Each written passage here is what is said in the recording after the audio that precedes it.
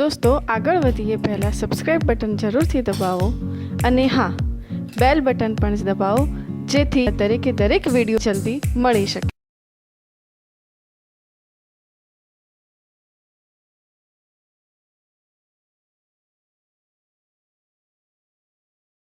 ઉદાહરણ નંબર 1.8. આ ઉદાહરણ વિદ્યુત ક્ષેત્રનું ઉદાહરણ છે. આપણે વિદ્યુત ક્ષેત્રનો ટોપિક સમજી ગયા છીએ. અહીંયા આપણને એવું કહ્યું છે કે એક ઇલેક્ટ્રોન 2 × 10⁴ ન્યૂટન પર કુલમના નિયમિત વિદ્યુત ક્ષેત્રમાં 1.5 સેન્ટીમીટર જેટલા અંતરનું પતન પામે છે. તો આ વિદ્યુત ક્ષેત્ર છે. આ વિદ્યુત ક્ષેત્રનું જે મૂલ્ય છે E 2 × 10⁴ ન્યૂટન પર કુલમ એમાં 1.5 સેન્ટીમીટર જેટલા અંતરનું પતન પામે છે. આકૃતિ A માં દર્શાવ્યા પ્રમાણે ક્ષેત્રનું માન અચલ રાખીને તેની દિશા ઉલટાવવામાં આવે છે ને તેમાં એક પ્રોટોન તેટલા જ અંતરનું પતન પામે છે. તો દરેક કિસ્સામાં પતન માટે લાગતો સમય શોધો. અને બીજું, ગુરુત્વની અસર હેઠળ મુક્ત પતન સાથેનો તફાવત જણાવો. અહીંયા આપણે એટલું તો સમજવાનું છે કે જ્યારે કોઈ પ્રોટોન કે ઇલેક્ટ્રોનને મુક્ત વિદ્યુત ક્ષેત્રમાં મૂકવામાં આવે તો અહીંયા સમજો, ઇલેક્ટ્રોન છે એ ઋણ વિદ્યુત ક્ષેત્રથી ઋણ વિદ્યુત ભારથી દૂર જાય ને, એટલે ઇલેક્ટ્રોનની ગતિ કેવી હશે કે નેગેટિવ રિપેલ થાય એટલે ઇલેક્ટ્રોન નીચે આવશે. ખ્યાલ આવે છે? એટલે નીચે તરફ ગતિ કરે છે. અને પ્રોટોન છે એ અહીંયા આપણે ઉલટાવી દીધું છે, પોઝિટિવ ઉપર નેગેટિવ નીચે, તો એ પ્રોટોન એ પોઝિટિવ થી નીચે જાય છે. હવે અહીંયા આગળ આ પતન જે છે આ પતનના સંદર્ભમાં સમય ગણવાનો છે. સમય ગણવા માટે આપણે મેકેનિક્સનું સૂત્ર યાદ કરીશું, ગતિશાસ્ત્રનું, કારણ કે અહીંયા અંતરનું પતન પામે છે. આ વર્ડ આપણે સમજીશું. તો પહેલા એના જે પેરામીટર્સ આપેલા છે લઈ લઈએ. તો પહેલું આપણને આપેલું છે વિદ્યુત ક્ષેત્ર, that is E. E is equals to 2 × 10⁴ newton પર કુલમ.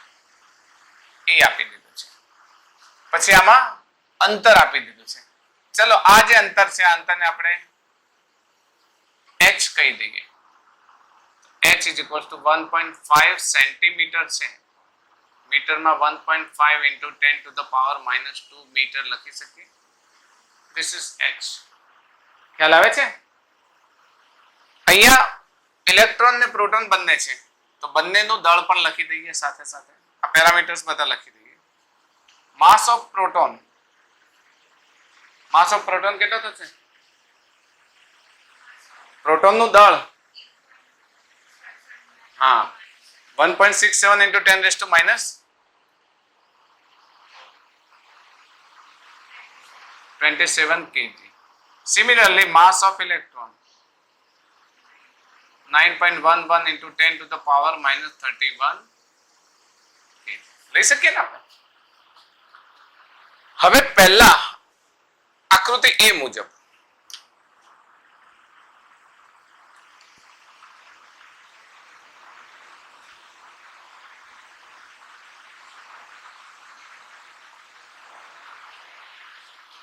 આ જે ઇલેક્ટ્રોન છે, ઇલેક્ટ્રોનને જ્યારે મુક્ત કરવામાં આવે તો ઇલેક્ટ્રોન નીચે આવે. તો ઇલેક્ટ્રોન નીચે આવે તો એની પર લાગતું બળ કયું છે? ઇલેક્ટ્રિકલ ફોર્સ લાગશે ને. કયું બળ લાગે છે? Electrical force. આ ઇલેક્ટ્રિકલ ફોર્સની અસર હેઠળ તેના અંદર AE જેટલો પ્રવેગ ઉદ્ભવે. ઇલેક્ટ્રોનમાં AE જેટલો અને પ્રોટોનમાં AP જેટલો. ઓકે, તો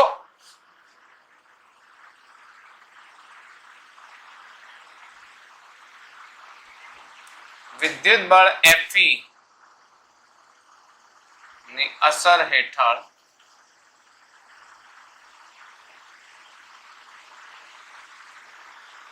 ઉદ્ભવતો પ્રવેગ AE હોય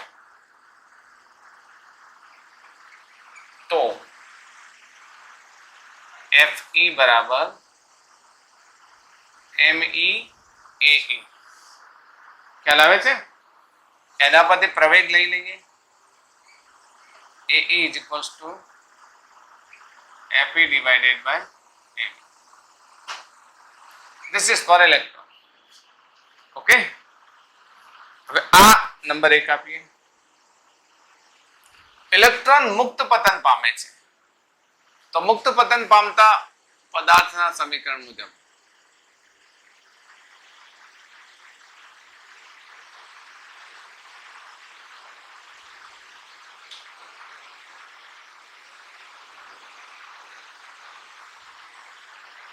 D is equals to V0T plus 1/2 AT square મુજબ V0 બરાબર 0 લેવાય. મુક્ત પતન પામતો હોય તો ઇલેક્ટ્રોન આપણે છોડ્યો છે, ફેંક્યો નથી. ફેંક્યો હોય તો V0 હોય, આપણે શું કરે છે? મુક્ત કરે છે. પ્રારંભિક વેગ કેટલો હોય? V0 હોય. તો હવે આ D ની જગ્યાએ શું લખીશું? H લખીએ. H is equals to 1/2 A.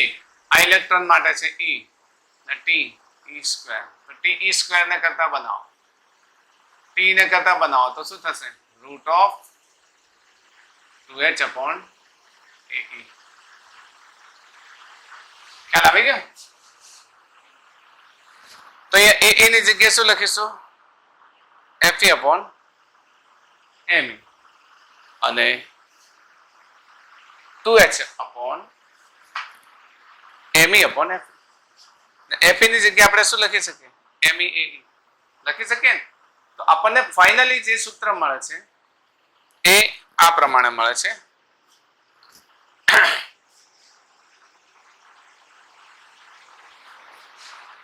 જો અહીંયા એક ઉલ્લેખ કરવાનો રહી ગયો, એને સાથે સાથે કરી દઈએ ઉલ્લેખ કે જે બળ F અહીંયા લાગે છે, મેં તમને પહેલા જ કહ્યું હતું. ચલો, વિદ્યુત ક્ષેત્રનું સૂત્ર શું છે?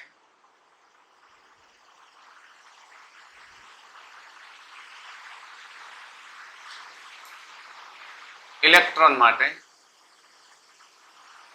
Fe upon E થાય કે ના થાય?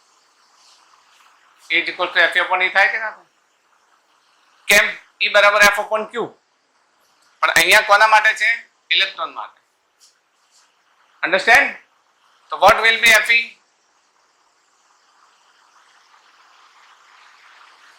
E into E. તો આ Fe નો ઉપયોગ પણ આપણે આની અંદર કરીશું. તો કેટલા ઇક્વેશન ભેગા કરવાના છે? Equation 1, equation 2 and equation 3. આ ત્રણે ત્રણ અંદર મૂકી દો. તો AE is equals to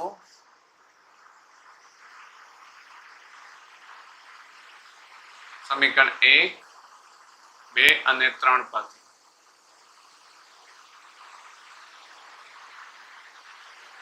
TE is equals to 2H upon Fe upon Me. શું થશે? Fe upon Me. આ E સિમ્બોલ છે ઇલેક્ટ્રોન માટે. ના F ની જગ્યાએ શું મૂકો છો? E into E. આ E પેલું એ છે ઇલેક્ટ્રોન. ખ્યાલ આવી ગયો? બોલો, બધી કિંમત છે. શું H છે આપણી પાસે? છે. શું માસ ઓફ ઇલેક્ટ્રોન છે? યસ છે. ઇલેક્ટ્રોન આપણી પાસે છે, ઇલેક્ટ્રિક ફિલ્ડ પણ છે. આપણે શું ઇલેક્ટ્રોન માટે સમય ન મેળવી શકીએ? આપણને એવું જ કહે છે કે દરેક કિસ્સામાં પતન માટે લાગતો સમય ગણો. Is that clear? તો શું થશે?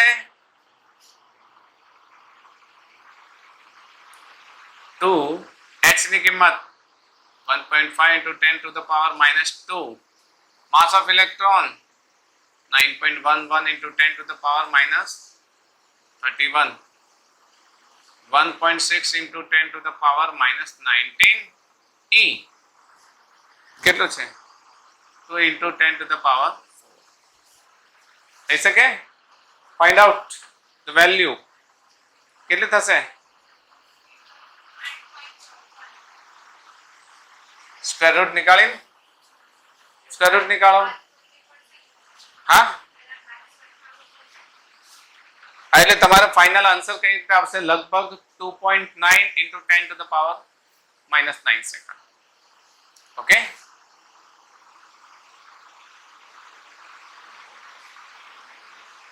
Second. This is time for proton. સમજો અહીંયા બહુ અલગ પ્રકારની અહીંયા આગળ ઘટના બને છે. આ તો ખ્યાલ આવી ગયો તમને? હવે પ્રોટોન માટે તમે શું કરશો? પ્રોટોન માટે બધું સાબિત કરવાની કોઈ જરૂર નહીં. પ્રોટોન માટે ડાયરેક્ટ ઇક્વેશન સ્વીકારી. ઓકે, કારણ કે એ જ ઘટના બને છે. પ્રોટોન પણ પતન પામે છે ત્યારે Fp થશે. Fp માટેનું બળ Fp બરાબર E * E થશે. પ્રોટોનનો વિદ્યુતભાર પણ E છે, તો પ્રોટોન માટે પણ ઇક્વેશન કઈ થશે? આ રિયાક્ટ થશે. તો આપણે પ્રોટોન માટે એને સ્વીકારી લઈશું.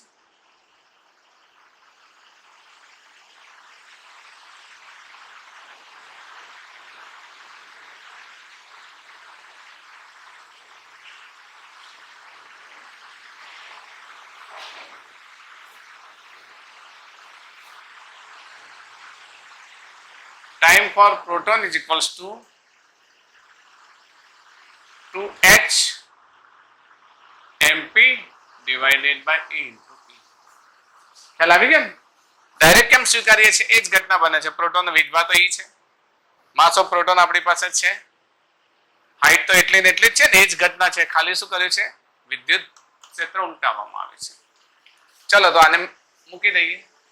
Values 2 into 1.5 into 10 to the power minus 2 into 1.67 into 10 to the power minus 27 divided by 1.6 into 10 to the power minus 19 into 2 into 10 to the power 4. Then time for proton.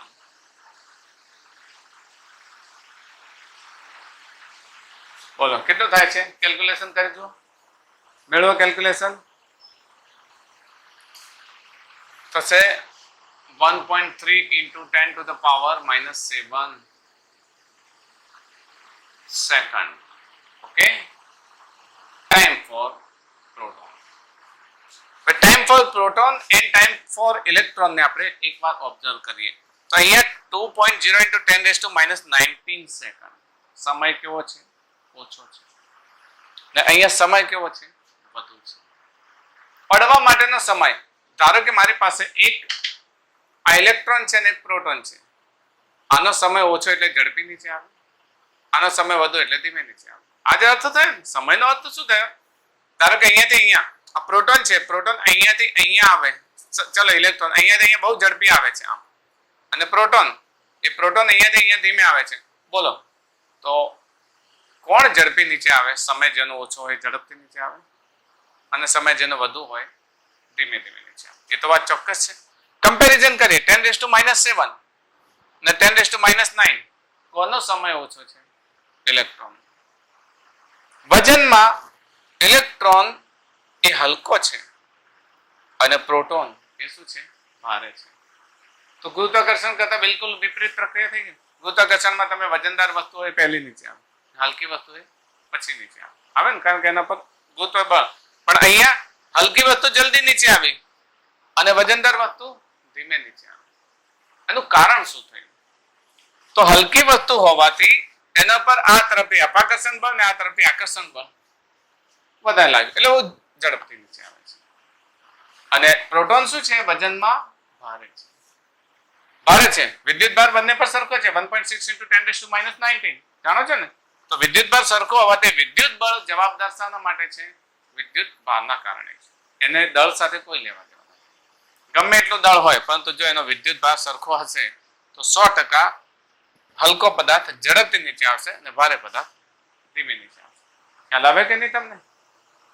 હવે આપણે ધારો કે પ્રોટોન, ચલો પ્રોટોનનો પ્રવેગ લેવો છે, કારણ કે આપણને છેલ્લો પ્રશ્ન પૂછ્યો છે કે મુક્ત પતન સાથેનો તફાવત જણાવો.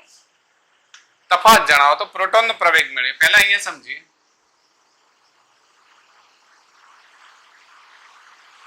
પ્રોટોન વજનમાં ભારે હોવા છતાં તેને 1.5 સેન્ટીમીટર અંતર કાપતા ઇલેક્ટ્રોનથી વધુ સમય લાગે છે. જે ગુરુત્વાકર્ષણથી વિપરીત છે. કેમ વિપરીત છે એવું આપણે માની લઈએ?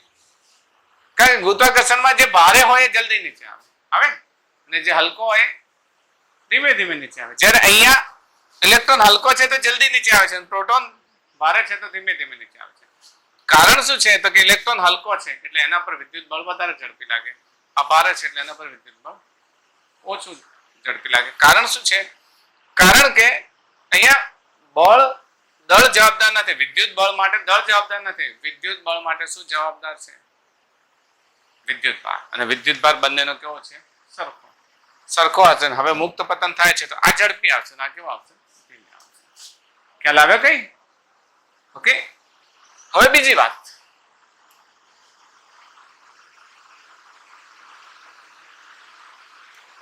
પ્રોટોનનો પ્રવેગ એપી મેળવીએ. ચલો, નીચે પડે છે પ્રોટોન તો એનો પ્રવેગ તો મેળવીએ ને, એપી.